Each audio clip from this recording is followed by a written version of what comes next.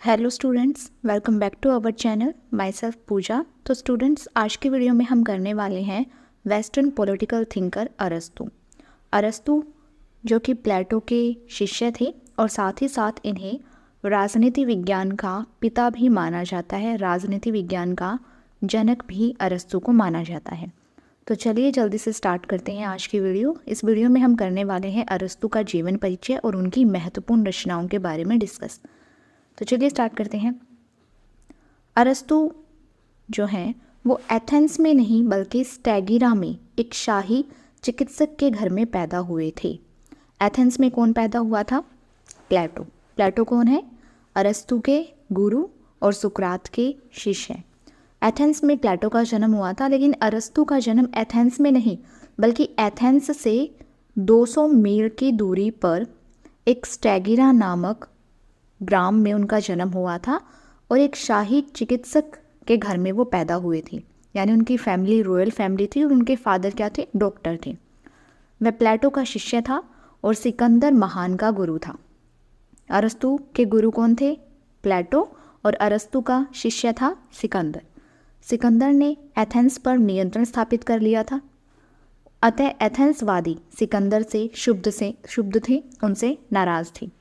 सिकंदर की मृत्यु होते ही उन्होंने उनके गुरु अरस्तू की खिलाफत करनी शुरू कर दी।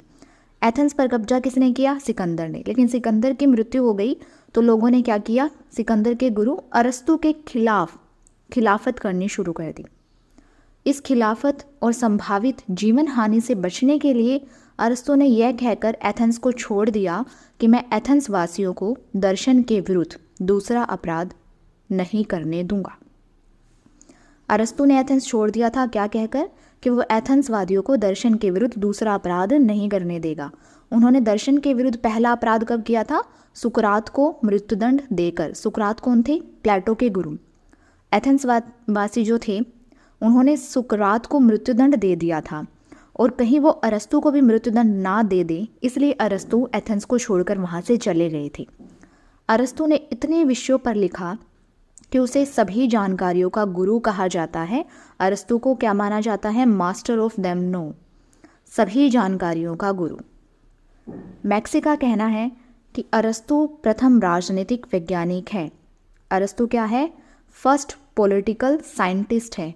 कारण क्या है इसका? क्योंकि उन्होंने संविधानों का वर्गीकरण किया है और राजनीति से अलग किया है। अरस्तू ने संविधानों का वर्गीकरण किया जिसकी वजह से उन्हें पॉलिटिकल साइंटिस्ट माना जाता है। अरस्तू को तुलनात्मक राजनीति का पिता भी कहा जाता है। कंपैरेटिव पॉलिटिक्स के फादर भी माना जाता है अरस्तू को, क्योंकि उन्होंने 158 संविधानों का अध्ययन और तुलना की थी। 158 देशों के संविधानों का अध्ययन किया और साथ ही साथ उनकी आपस में तुलना की, इसलिए उन्हें कंपैरेटिव पॉलिटिक्स, तुलनात्मक राजनीति का जनक या पिता भी कहा जाता है। अरस्तू नागरिक समाज यानी सिविल सोसाइटी के आधुनिक विचार के भी जन्मदाता हैं, क्योंकि वे निजी क्षेत्र और सार्वजनिक क्षेत्र को एक दूसरे का पूरक मानते हैं। पूरक कैसे?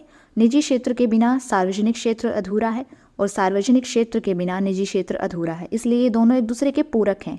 एक के बिना दूसरा हो ही नहीं सकता। जहाँ एक नागरिक के लिए वे संपत्ति और परिवार के अधिकार को सुरक्षित करते हैं, वहीं वे उसके शासन और सार्वजनिक कार्यों में भागीदारी भी आवश्यक मानते हैं। एक नागरिक के लिए संपत्ति पर और परिवार पर अधिकार होना चाहिए, ऐसा कहते हैं अरस्तू, और वहीं उनके शासन और सार्वजनिक कार्यों में भागीदारी भी होनी चाहिए। नागरिक अपनी संपत्ति रखे, अपना परिवार रखें, लेकिन साथ ही साथ सार्वजनिक कार्य भी करें, उनमें भी भागीदारी निभाएं। अरस्तू ने राजनीति विज्ञान को मास्टर साइंस कहा है। प्लेटो की शिक्षण संस्था का नाम क्या था? अकेडमी। इससे पहले वाली वीडियो में प्लेटो के इंट्रोडक्शन में हमने डिस्कस किया था कि प्लेटो ने एक शिक्षण संस्था खोली थी जिसका नाम था अकेडमी। लेकिन अरस्तू ने भी एक खोली थी शिक्षण संस्थान, उसका नाम था लाइसियम। और लाइसियम ये एक निकटवर्ती मंदिर के नाम पर है। एक मंदिर के नाम पर अरस्तू ने अपना शिक्षण संस्थान खोला जिसका नाम है लाइसियम। अरस्तू की मुख्य पुस्तकें पहली 3 राजनीति से संबंधित हैं। अब अरस्तू की महत्वपूर्ण रचनाएं, महत्वपूर्ण पुस्तक के बारे में डिस्कस हम कर लेते हैं, बुक्स के बारे में। तो पहली बुक है द पॉलिटिक्स। अरस्तू की सबसे मेन बुक मानी जाती है द पॉलिटिक्स। जैसे प्लेटो की द रिपब्लिक, वैसे ही अरस्तू की द पॉलिटिक्स। इसका मुख्य विषय है नगर राज्य। नगर राज्य को क्या कहा जाता है? पोलिस। पोलिस से ही पॉलिटिक्स शब्द बना।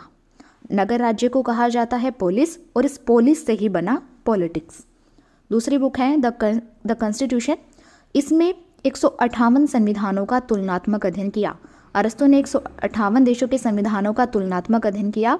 कौन सी बुक में? द कॉन्स्टिट्यूशन में। संविधानों में प्रमुख एथेंस का संविधान है। जितने भी 158 देशों के संविधानों का अध्ययन किया उनमें प्रमुख कौन सा है?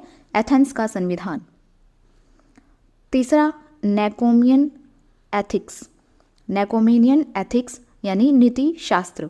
इसमें मानव आत्मा का अध्ययन है, मानवीय आत्मा का अध्ययन है। निकोमेनियम उनके पुत्र के नाम निकोमाचस पर है। अरस्तु के पुत्र का नाम था निकोमाचस और उनके नाम पर ही निकोमेनियन एथिक्स बुक उन्होंने लिखी।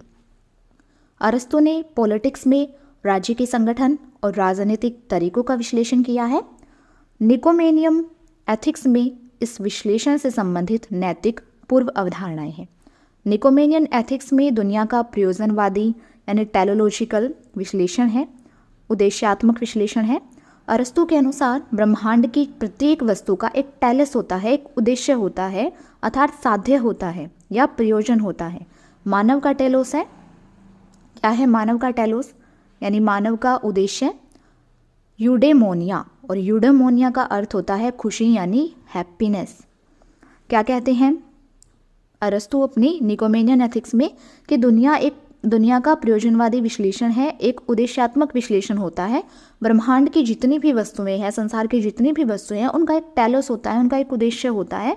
उसी तरह मानव का भी एक उद्देश्य है और उस उद्देश्य को अरस्तु ने क्या कहा है?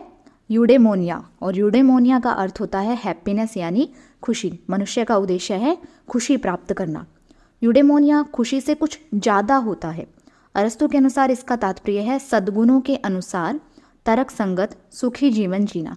एक तो सिंपल हैप्पीनेस होता है, लेकिन यहाँ यूडेमोनिया का अर्थ होता है सिंपल खुशी से कुछ ज़्यादा। और अरस्तु ने इसका मीनिंग बताया है कि सद्गुणों के अनुसार तर्क संगत सुखी जीवन जीना ही यूडेमोनिया कहलाता है। वर्चू यानी सद्गुण, जो अरस्तु ने सद्गुण बताए, सद्गुण के अनुसार तर्कसंगत सुखी जीवन जीना, उनमें सद्गुण दो प्रकार के होते हैं।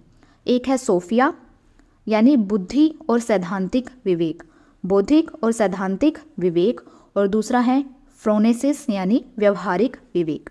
सैद्धांतिक और व्यवहारिक, सोफिया और फ्रोनेसिस, दो प्रकार के सद्गुण बताए हैं अरस्तु ने। उसके बाद चौथी बुक है द रेटोरिक। इसमें अलंकार शास्त्र का वर्णन है। उसके बाद है यूडेमोनियन एथिक्स ऑन द सोल, आत्मा पर। इसमें आत्मा की अमरता का विवेचन किया है कि आत्मा अमर होती है, शरीर नश्वर है, शरीर मर जाता है, लेकिन आत्मा अमर रहती है। और लास्ट बुक है ऑन द पाइथागोरियन। तो आज की वीडियो में हमने किया है अरस्तु के जीवन परिचय के बारे में और उनकी महत्वपूर्ण रचनाओं के बारे में डिस्कशन। आज की वीडियो में इतना ही। मिलते हैं नेक्स्ट वीडियो में एक नए टॉपिक के साथ। मेक श्योर आप इस चैनल को सब्सक्राइब